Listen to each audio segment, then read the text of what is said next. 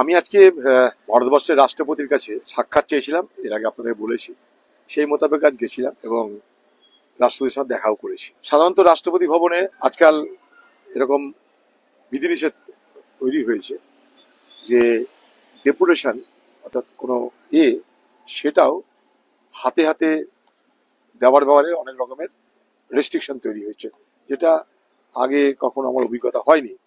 তো আমি বললাম, না, এটা মানুষের তরফ থেকে আপনাকে দিচ্ছি, এটা আপনি নিলে ভালো লাগবে, যে অন্তত মানুষের কথা যেখানে আমরা বলছি সেই বিষয়টা আপনাকে হাতেতে দিতে পারলাম। বুঝে আচ্ছা ঠিক আছে, খুব খুশি মনে উনি এটা নিলেন, দিয়ে জানতে চাইলেন আমার কাছে।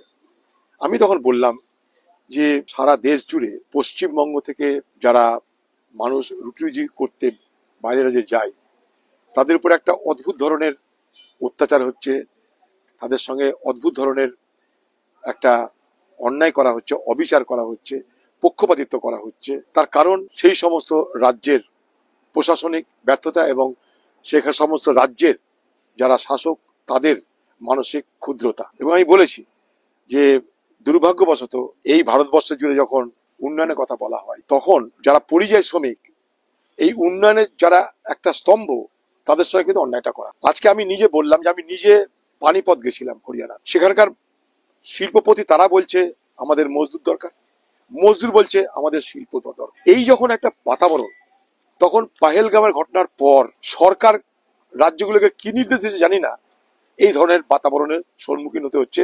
তাতে কিন্তু পরিযায়ী শ্রমিকরা তাদের রুটি রুজি থেকে বঞ্চিত হচ্ছে, তারা পালিয়ে আসছে। এবং পশ্চিমবঙ্গে একটা বাতাবরণ তৈরি হচ্ছে যে সারা দেশের মানুষ বাংলার বিরুদ্ধে। এটা কিন্তু দেশের সুরক্ষার জন্য সঠিক নয়। এই সম্পর্ক আমাদের কারোর সঙ্গে হওয়া উচিত নয়, কারণ পশ্চিমবঙ্গ ভারতের, এটার মধ্যে কোনো নতুনত্ব নেই। কিন্তু সমস্যা হচ্ছে কি, পশ্চিমবঙ্গের বাঙালি আর বাংলাদেশের বাঙালি, তাদের মধ্যে ফারাকটা করার ক্ষমতা প্রশাসনের নেই বা সরকারের নেই। তাই বাংলা ভাষী পশ্চিমবঙ্গ আর বাংলা ভাষী বাংলাদেশি সমস্যাটা এই জায়গাটায় তৈরি হচ্ছে আরো বেশি করে। এবং এটা আমি বলবো, আপনার তরফ থেকে যদি একটা মেসেজ যায় ভারত সরকারের কাছে, এটা সেখানকার পরিযায়ী শ্রমিকদের জন্য এটা অনেক নিরাপত্তার ক্ষেত্রে নিশ্চয়তা দেবে।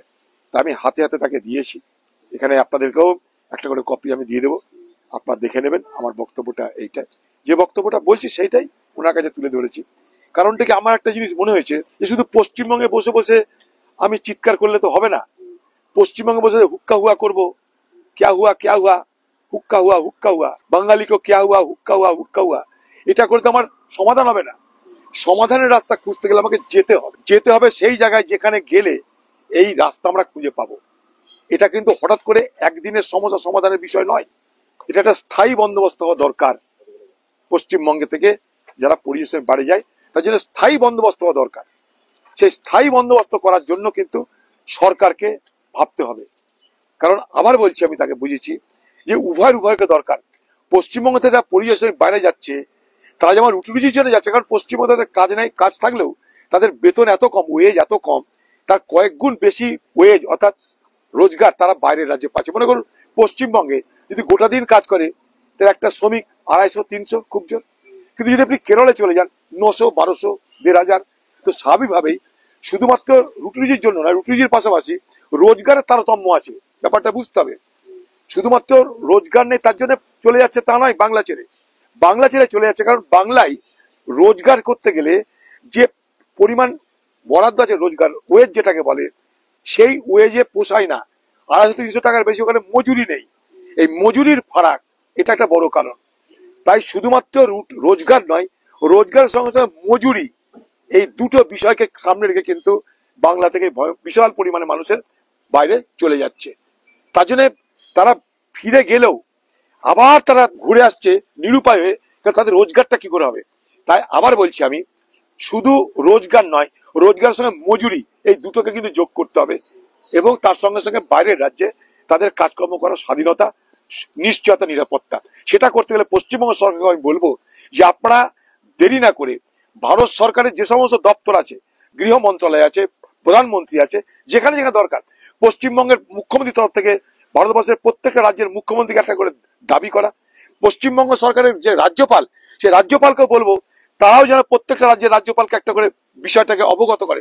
আমি তাই রাজ্যপালের সঙ্গে দেখা করবো পশ্চিমবঙ্গে, কারণ সব রকমের চেষ্টা করতে আমাদের, রাজনীতি থাক কিন্তু তাদেরকে বাঁচানোর চেষ্টাটা করতে হবে, তাদের নিরাপত্তা দেওয়ার ব্যবস্থা করতে হবে। খালি হুক্কা হুয়া করলাম বাংলায়, তাতে কিন্তু সমস্যার সমাধান হবে না।